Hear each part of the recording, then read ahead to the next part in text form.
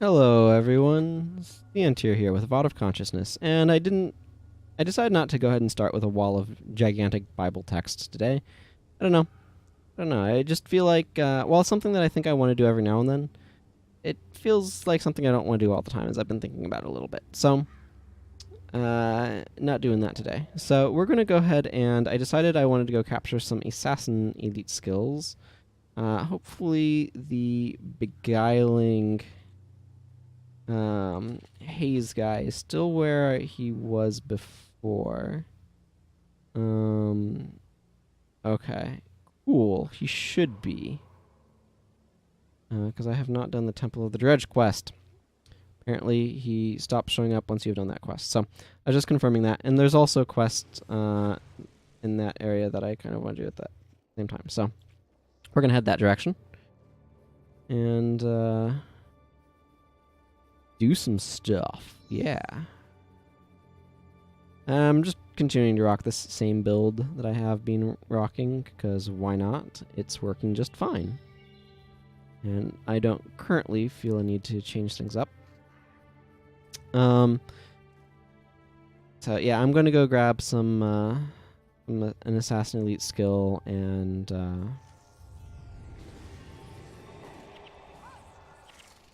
empathic removal, eh? That makes sense, actually.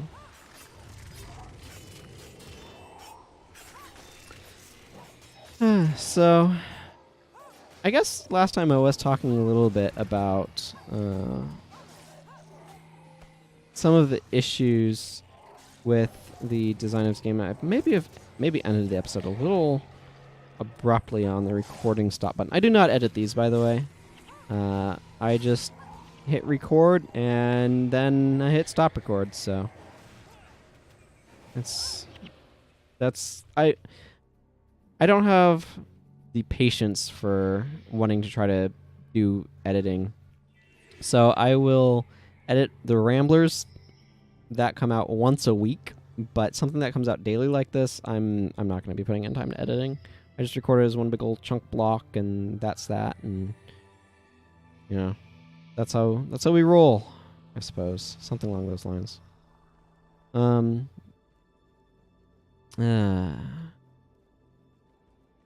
I like the design of this area. Like, if I scroll in and kind of look around, like, it's a bunch of petrified trees, and it's this really cool aesthetic going on. Both the Jade Sea and the Echovold Forest were really cool.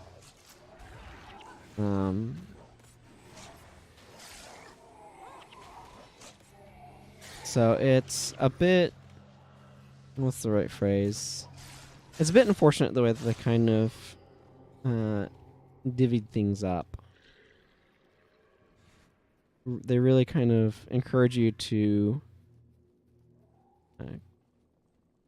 go one way or the other and not both, I guess. Again, I was talking some about the faction mechanic.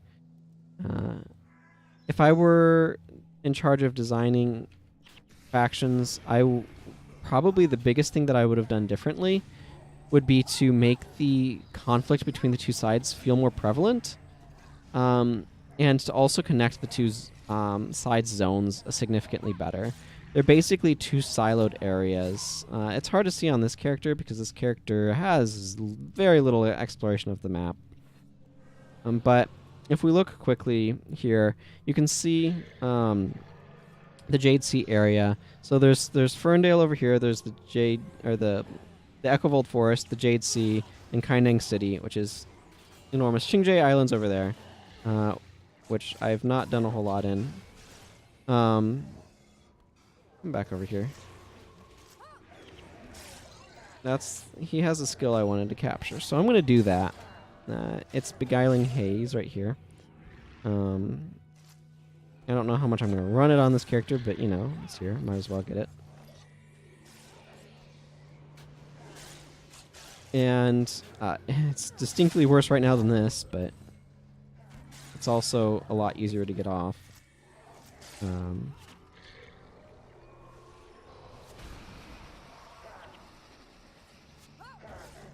Have more days. Yeah. It just doesn't make a whole lot of sense on a Paragon because shadow stepping next to an enemy is probably not the best thing, but whatever. I grabbed it. That's what I chose to do. So there's actually, I think, a couple of quest guys over here, so I'm just going to go talk to both of them. Master Smith Rutger wants this spirit essence, and Johann Zuheltzer over here. Oh, we're getting ambushed by Oni. Wants to inform me about the wonders of the black moa bird. Yep. Definitely the right way to describe that. But anyway, so kind of the story of what's going on, for those who are not familiar, yeah, go talk to this guy somewhere else. You have to talk to like 5 different NPCs. It's a bit ridiculous, but whatever. While I'm here, I might as well take care of it. And these guys have a whole goth thing going on. So, yes. This is interesting. He says, come back to me soon. I should be able to craft you some weapons imbued with this spirit essence. I am not sure if he ever does that. This is Master Smith Rutger. Master Smith Rutger.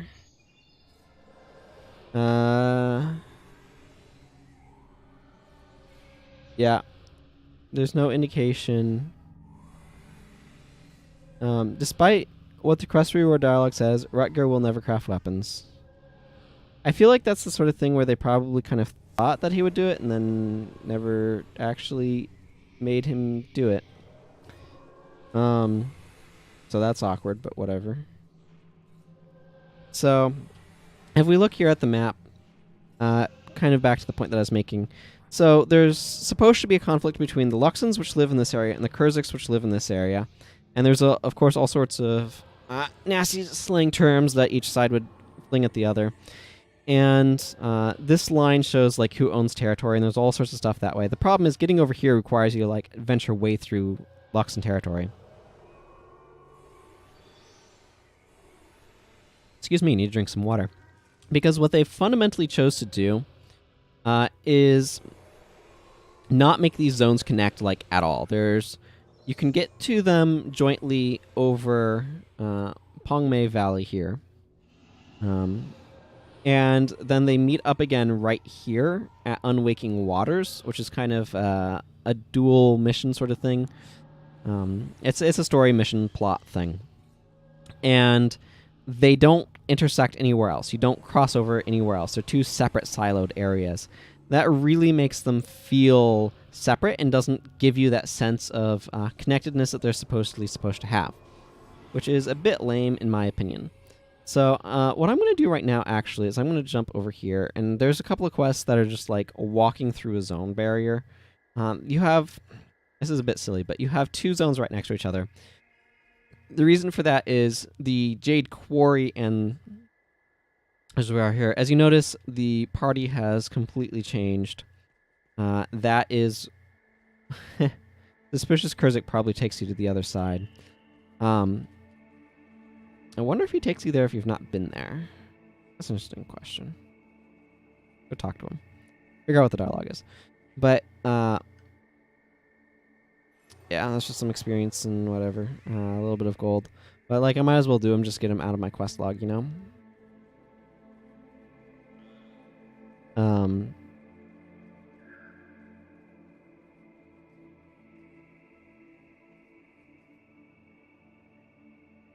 Interesting. Yeah, you have to actually have the zone, probably. They won't just, like, teleport you over there. Itsu Imperial faction. Okay, yeah.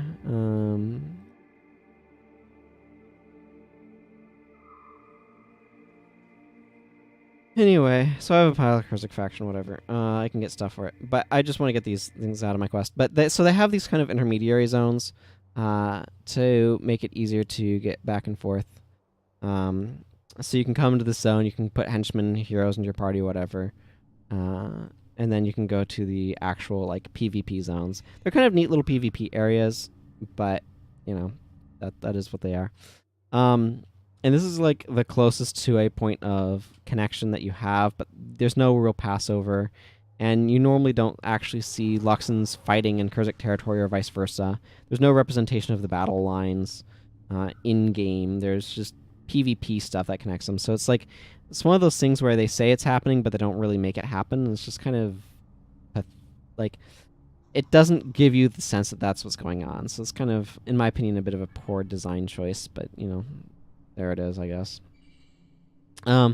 So the next sort of things that I wanted to do. Let's see. This one, Arborstone explorable area. Oh, that's not far into it either. Off of the Altram ruins.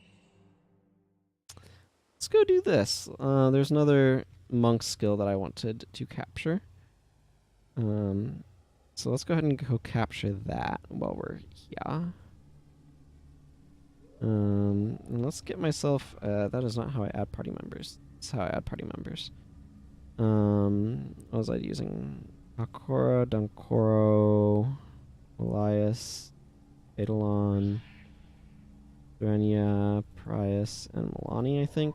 That seems like a good complement of NPCs. You'll notice, by the way, that I'm using Healing Burst on them. Just from a philosophical standpoint, there's different ways that you can kind of approach it, but you want to approach building your NPC heroes in a way that's going to make them work the best, I suppose, is kind of the phrase that I would use. I should clear out my inventory before I go running off into a zone. This is just a normal part of the game, so.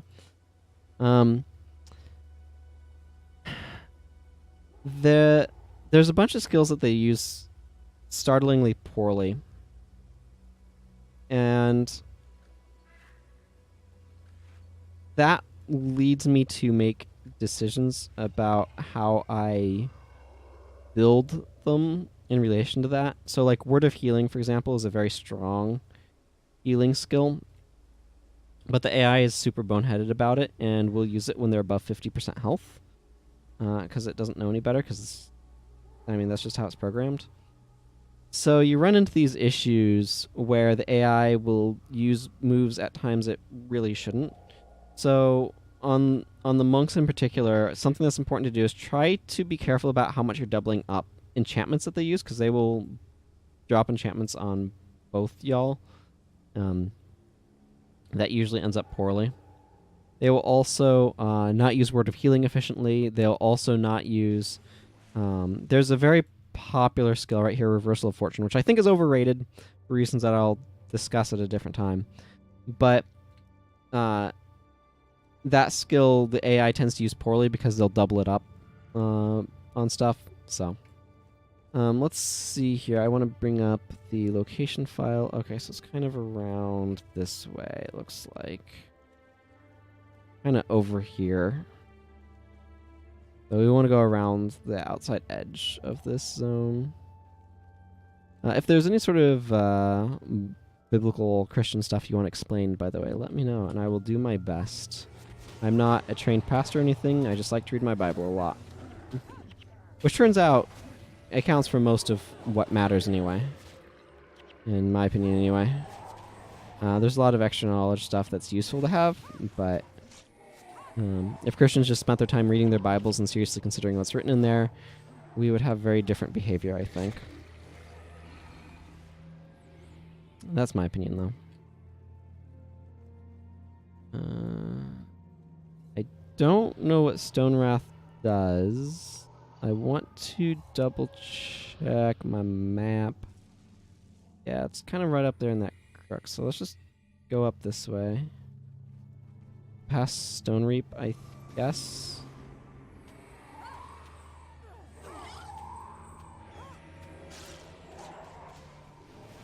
There, let's throw that on him. Excuse me. Been having a lot of mucus, and it's been very annoying. Is there a way over there, or is this just kind of... Okay, I mean, I guess we can just go ahead and fight all these bosses that are along here. This guy's particularly dangerous.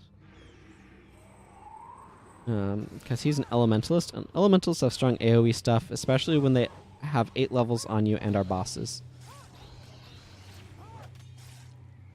So dropping days on him is going to help a lot, because it'll basically prevent him from being able to get anything off, because the minions will mass spam attacks on him, and that will interrupt like everything. Wow, this whole path is just like bosses, and that's it. I think this might be the boss that I'm looking for down here. Meryl Stoneweaver. If it's a... yeah, this is probably the boss that I'm looking for. Ouch. So you saw a bunch of, like, AI dropping heals on me and stuff. That's to be expected. Yep, Shield of Regeneration. That's the skill I'm here to capture. It's a very good skill that's very bad on monks. I'll tell you why in just a second. Right here. So... of course, second cast time is fastest cast time besides instant activation stuff, and that's not spells. It's an enchantment. This is the bare bottom stats, but plus 40 armor basically is having damage that cares about armor. Gaining and it will give a pile of health regeneration. It lasts for a decent period of time, but 15 energy is way too much for a monk to eat. Like, that's just too much of an energy cost for monks. So it's actually really good on like necromancers and paragons and stuff. Professions that have some flexibility in their elite skills that they bring along. Like, for example, Elias right here.